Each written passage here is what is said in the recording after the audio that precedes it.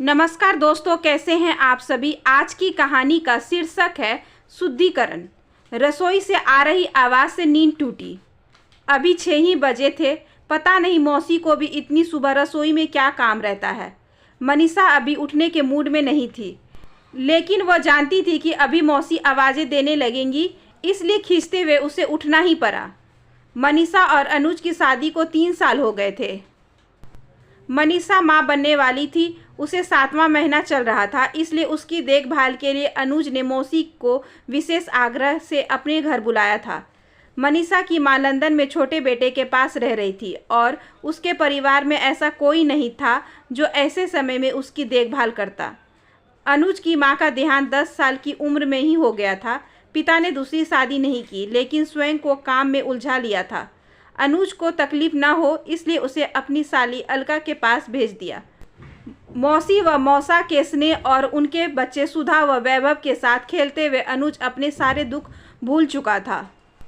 पढ़ाई पूरी कर अपनी योग्यता के बल पर उच्च पद पर आसीन भी हो गया था और पिता के पास लौट आया। दोनों पिता पुत्र बेहद खुश थे, लेकिन 6 माह के भीतर उसके पिता का भी देहांत हो गया। मनीषा से अनुज ने मौसी की सहमति से ही प्रेम विवाह किया था। मनीषा एक सुलझे विचारों की लड़की थी। उसका स्वभाव भी अच्छा था। अनुज अपने आने वाली संतान को लेकर चिंतित था, इसलिए वह हर पल मौसी को अपने पास रखना चाहता था। वैभव जोधपुर में था और सुधा कानपुर में ब्याही थी। सभी दायित्वों से मुक्त हो अब वे अपने इस बेटे को सहयोग देने के लिए आ पहुंची थी। मनीषा आजकल बहुत परेशान रहती थी।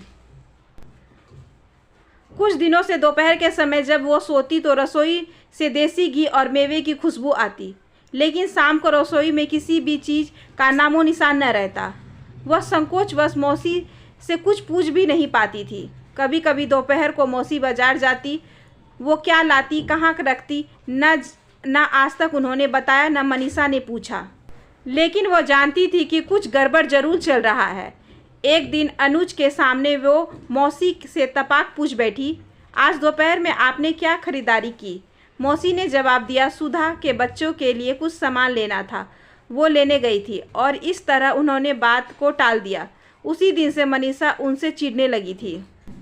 एक दिन डॉक्टर के पास से लौटी तो देखा मौसी स्टोर रूम में थी। कामवाली ने बताया कोई आदमी आया था, लकड़ी की बात हो रही थी। मनीषा गुस्से से भर उठी। अब घर के सामानों की भी खरीद फरोख्त शुरू कर दी गई है। हे भगवान, मैं क्या करूं। इन सब बातों से मनीषा का स्वास्थ्य भी प्रभावित हो रहा था, लेकिन शक का कीड़ा उस पर पूरी तरह हावी हो चुका था। वह किसी भी तरह मौसी को गांव वापस भेजना चाहती थी। सबसे पहले उसने एक आया की व्यवस्था की। अब वे मौके की तलाश में थी। संयोग से सुधा का फ़ोन आया, जिसे मनीषा ने ही उठाया था। सुधा ने बताया राजीव बाहर गए हैं और उसकी तबीयत भी ठीक नहीं है। अगर माँ 10-15 दिन के लिए आ सके तो। बस मनीषा ने इस मुद्दे को इतना बढ़ा दिया कि हम अपने स्वार्थ के लिए मौसी को नहीं रख सकते। सुधा को उनकी ज़रूरत है। इस तरह की कई बातें उसने कह डाली। एक तीर से 2 शिकार हो गए। वो महान बन गई और उसकी समस्या भी सुलझ गई। मौसी के जाने के बाद ही आया को देख अनुज कुछ समझ गया था, लेकिन बोला कुछ नहीं। नियत सब समय पर मनीषा ने एक सुंदर बेटी को जन्म दिया। 4-5 दिनों में वह घर भी आ गई। अब आया को रात में भी रुकना था, इसलिए उसे मौसी वाला कमरा साफ करने को कहा। वह पास वाले कमरे में आ गई। अभी उसे और बच्ची को 1.25 महीने इसी कमरे में रहना था।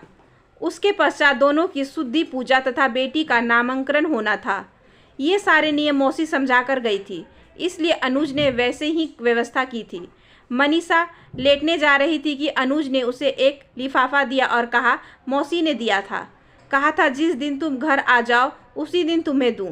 इतना कहकर अनुज बाहर चला गया। मनीषा ने लिफाफा खोलकर पत्र पढ़ना शुरू किया। प्रिय बेटी मनीषा, आज तुम माँ बन गई हो, बधाई।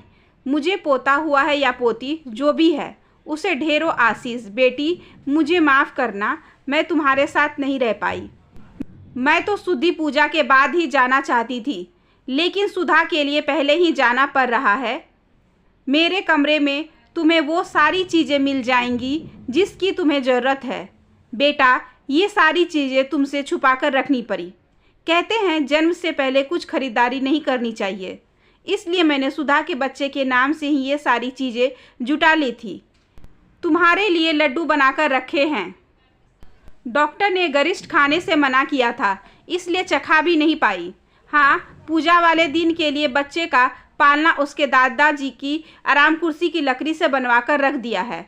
उसी पालने में डालना दादाजी का आशीर्वाद भी तो ज़रूरी है। मैंने अनुज को सब बता दिया है। अपना ख्याल रखना। जाना ज़रूरी है, इसलिए जा रही हूँ। तुम्हारी मौसी। अलका पत्र समाप्त हो चुका था। आया सिर के पास सारा सामान लेकर खड़ी थी। जनवरी के इस ठंड में भी मनीषा पसीने से लथपथ हो गई। उफ, कितने छोटे मन की थी मैं, जो मौसी रात दिन मेरे और मेरी संतान के लिए सोचती रही। उन्हें ही घर से भगाने के लिए मैं हरदम परेशान रही। तभी अनुज मोबाइल लिए अंदर आए। मौसी का फ़ोन था। औपचारिक बातें हुई। मनीषा के मुंह से आवाज़ नहीं निकल रही थी। अंत में उसने इतना ही कहा, जब तक आप नहीं आएंगी आपकी पोती का नाम नहीं रखा जाएगा। आपको मेरी कसम। जो मना किया। मौसी ने हंसकर कहा, अरे मैं तो ऐसे ही आ जाती, इसमें कसम देने की क्या ज़रूरत है।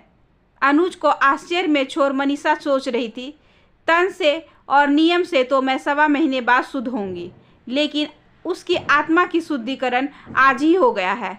आया के हाथ से मौसी की बनाई रजाई लेकर उसने बिटिया को उड़ा दी। आशा करती हूँ कि आज की ये छोटी सी कहानी आपको अच्छी लगी होगी। अगर अच्छी लगी हो तो please like, share and subscribe करें हमारे चैनल को। ज़्यादा से ज़्यादा शेयर करें और बेल आइकन को ज़रूर प्रेस कर लें ताकि अगली वीडियोज़ की नोटिफिकेशन आपके पास सबसे पहले पहुँचे। धन्यवाद।